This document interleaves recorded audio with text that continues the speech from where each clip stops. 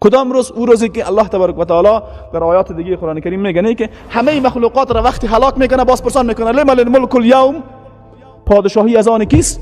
هیچ موجودی در هستی زنده نیست تا جواب بده، تا که خودش میگه لله الواحد القهار، از آن اللهی که یگانه هست و بی نهایت قهار هم هست.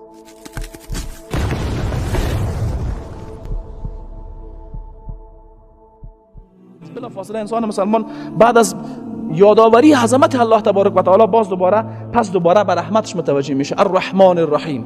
خب او ذاتی که بی نهایت مهربان است، بی نهایت مهربان است، آیا این رحمت الله باعث شود که ما دیگه خلاص غافل شویم؟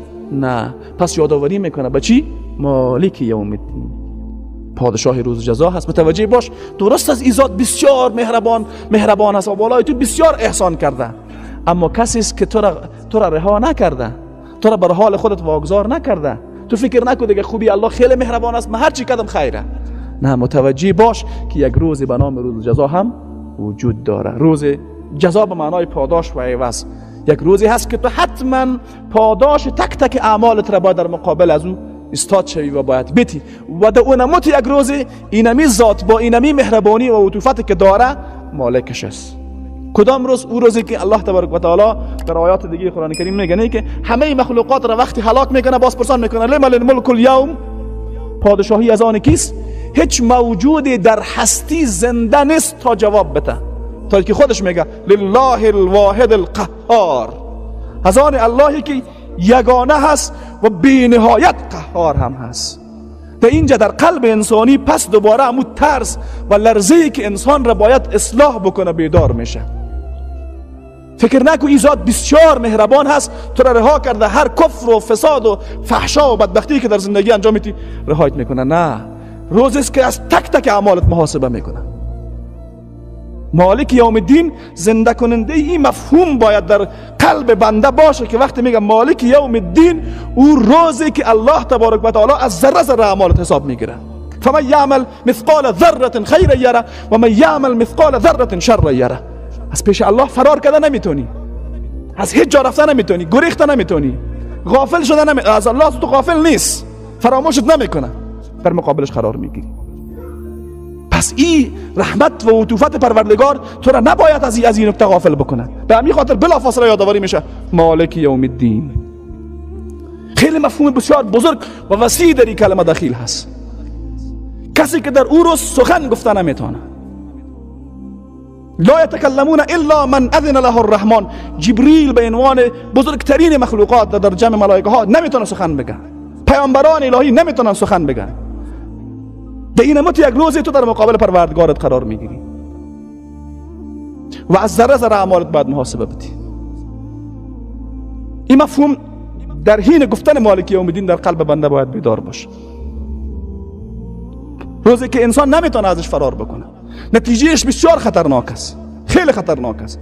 اگر تو این روز را فراموش میکنی و اعمالت و اعتقاداتت و مفاهیم زندگیت خلاف این روال حرکت میکنه، نتیجهش چیست؟ نتیجهش عذاب ابدی و همیشگی جهنم که هیچ نجاتی پیدا کرده نمیتونی. نه واسطه بازیت کار میتن، نه سرمایه، مال، قدرت، شوکت، هیچ چیز کار نمیتن.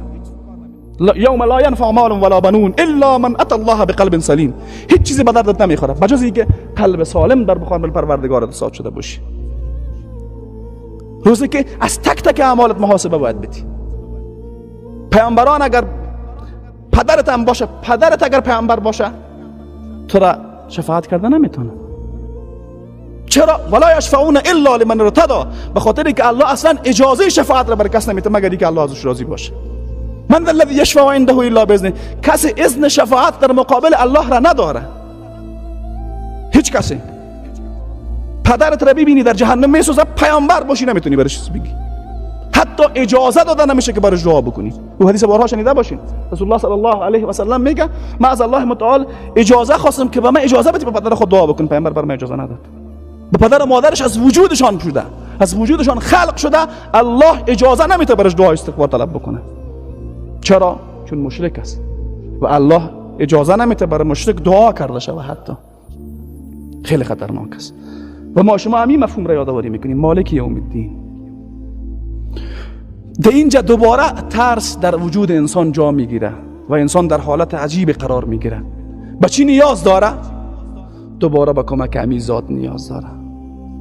جمله بعدی ما پس دوباره نیاز خود به الله تبارک و تعالی را برای خودش پیش میکنیم که ایاک نعبد، پروردگار پس من فقط تو را عبادت میکنم، چون دیگر راهی نداریم. به خاطر نجات از این روزی که خیلی خطرناک است و همه هستی در هم میخوره، هیچ راهی نداریم مگر چی؟ مگر عبادت خالصانه الله را انجام بدیم. ایاک نعبد، فقط تو را عبادت میکنیم. به خاطر این عبادت الله چی نیاز داریم؟ و ایمان و هدایت و توفیق. اینا را از کی باید طلب بکنیم؟ پس دوباره از الله طلب. رسول الله صلی الله علیه و سلم در یک حدیث یک دعای عجیبی میکنه، میگه پروردگارا من به تو از خودت به طرف خودت فرار میکنم، چون هیچ راه دیگه برای فرار نداریم. پس به طرف خودت برمیگردم. در هر حالت دیگه راه نداره. انسان مسلمان دیگه هیچ مسیری نداره، در هر حالتی قرار میگیره. پس دوباره باید به کی رجوع بکنه؟ فقط به الله رجوع بکنه. ایاک نعبد، پروردگارا فقط از تو عبادت میکنیم، فقط به تو را عبادت میکنیم و عبادت تو نیازمند توفیق است. از چه کسی طلب بکنیم؟ ایاک نستعین، و فقط از تو مدد میخوایم در مسیر ایمان، در قبول ایمان، در مسیر توفیق برای عبادت تو و در مسیری که عبادت خود خالصانه برای تو بگردانیم. فقط از الله کمک میخوایم. ما شما مفهوم اخلاص در روزهای قبلی توضیح داده بودیم. مفهوم اخلاص زمانی میشه که انسان با عبادت هم تنها نجات پیدا کردن نمیتونه مگر ای که عبادتش خالصانه به خاطر الله باشه. و انسان به خاطر ازی که عبادتش خالصانه به خاطر الله باشه دوباره به توفیق الله نیازمند است. یعنی این مفهوم در ذهن انسان باشه که انسان چی نوع موجود است، با چقدر نقاط ضعف خطرناکی که هیچ راه برای فرار نجات خود نداره مگر بازگشت برای الله. ایاک نعبد و ایاک نستعین، فقط از تو پروردگارا، فقط تو را عبادت میکنم و فقط از تو طلب میکنم، استعانت از تو میجویم. چرا؟ چون کسی دیگه قدرت نداره تا ای که مرا در مسیر هدایت قرار بده و کسی قدرت نداره مرا از اونمو عذاب روز جزا نجات بده.